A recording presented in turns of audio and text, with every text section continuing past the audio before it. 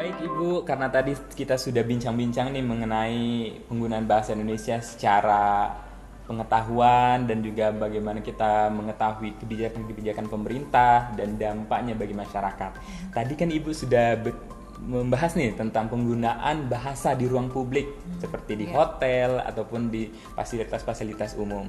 Nah Bu, di sesi ini kita akan ada cuplikan seperti penggunaan bahasa di ruang publik. Mungkin Ibu boleh untuk menanggapi dengan tulisan-tulisan yang kita tampilkan ini. Baik, boleh. Nah, seperti ini Bu, ini ada musolah. Iya. Kalau biasanya kan kita, oh ya musolah ini tempat ibadah ya pastinya ya.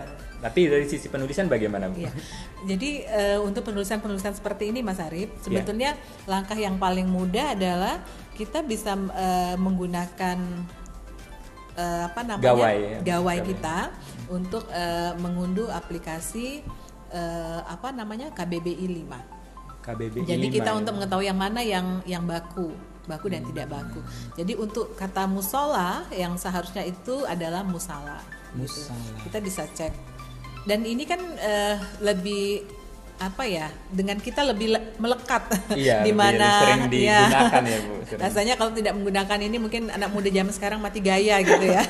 mati gaya benar sekali. Jadi ini bisa kita gunakan, kita klik langsung ketika kata musola ini tidak keluar, nanti dia ada rujuknya ke musala begitu. Nah, di kata musala begitu kita klik nanti dia keluar definisinya begitu. Nah, itu teman-teman ya. Jadi penggunaan musola ini harusnya musalah ya Bu. Iya. Ya. Oke, kita lanjut lagi Bu. Masih ada 5 ini. Nah, ini Bu. Titik kumpul. Nah, ini ada dua bahasa ini ya Bu. Menurut Ibu bagaimana Bu? Ini tulisan ini hampir semua tempat ya, di perkantoran, hotel ini menggunakan ini ya, karena penanggulangan kalau terjadi bencana biasanya ya, atau pengungsian dan sebagainya. Nah, ini untuk kata titik kumpul misalnya dengan bahasa asing yang berada di bawahnya, komposisi hurufnya sama, sama. Ukurannya sama, namun di sini sudah menggunakan bahasa Indonesia sebagai bahasa yang utama. Ya. Benar. Nah, akan lebih baik lagi ketika bahasa Indonesia itu warnanya mungkin lebih mencolok ya dibandingkan bahasa lebih dominan ya. Ya, lebih dibandingkan bahasa asing dari warna dan termasuk ukuran. Ini kan sama ya Bu? Iya, kalau ini kan sama. Jadi kalau untuk titik kumpul mungkin ukuran hurufnya bisa diperbesar sedikit dibandingkan yang bahasa asing. Iya, benar-benar. Baik, kita lanjut ya, masih ada. Wah, emergency. Waduh, ini biasanya ada di gedung bertingkat ya. Kadang-kadang ini sangat diperlukan ketika gedung itu bertingkat yang membutuhkan pintu darurat ketika terjadi bencana tadi. Jadi untuk ini mulai dari bahasa asingnya sudah ukurannya lebih besar. Dari yang kedua tadi ya Bu. Ya. Ukuran bahasa asingnya lebih besar, kemudian warnanya menonjol, sementara bahasa Indonesia tidak menjadi tuan rumah di negerinya sendiri. Artinya pintu darurat itu harusnya posisinya lebih diutamakan di atas, dan warnanya juga. Harusnya ini yang warnanya lebih mencolok deh, pintu darurat. Baik. Ini yang ketiga, yang keempat. Nah, ini sering sekali deh di ruangan-ruangan yang sudah tersedia. Ya, harusnya yang bahasa Indonesianya justru di atas, lalu bahasa asingnya di bawah. Ya. Kalau simbol tetap ya Bu, tetap boleh itu kan dari sisi estetika ya, dari sisi estetika. Kemudian nanti komposisi warna juga yang bahasa Indonesia juga bisa digantikan dengan warna yang lebih mencolok. Baik, ada lagi nih yang terakhir nih, yang kelima. Ya, ini Bu yang lebih banyak. Wah.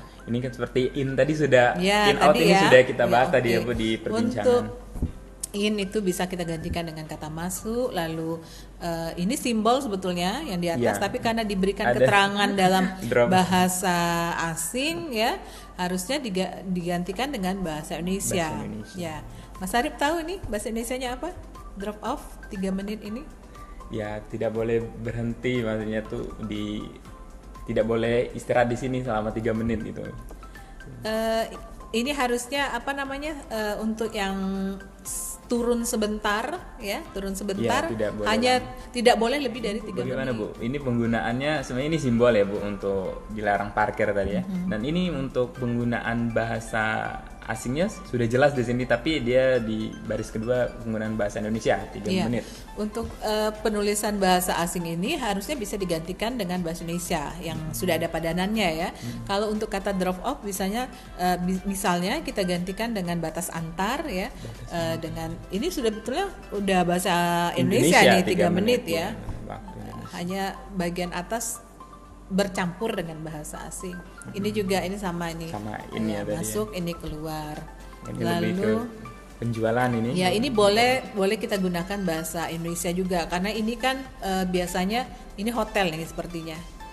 Kalau hotel tentu masih membutuhkan keterangan dengan bahasa asing ya. Bahasa jadi asing. Ya tidak apa-apa bergandeng. Lebih ke ruang publik ya Bu, lahan parkir.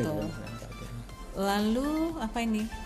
Ini sepertinya, ini ruang Bu, ada ruang seperti misalnya kita di rumah sakit ada ruang persalinan atau ruang lebih ke. Iya. Untuk kata room itu bisa kita gantikan ruang ya, ruang kemudian posisinya diletakkan di bagian paling atas. Iya. Gitu. Dan satunya ini di sebuah penjualan itu sering terjadi. Iya, aneka kue harusnya bukannya itu karena masih menggunakan bahasa asing. Iya. Jadi memang benar-benar penting ya untuk teman-teman penggunaan bahasa Indonesia di ruang publik, apalagi memang sudah jelas untuk landasan hukumnya dari pemerintah itu sendiri. Baik, terima kasih Ibu atas tanggapannya mengenai penggunaan bahasa di ruang publik. Sama-sama Mas Ari.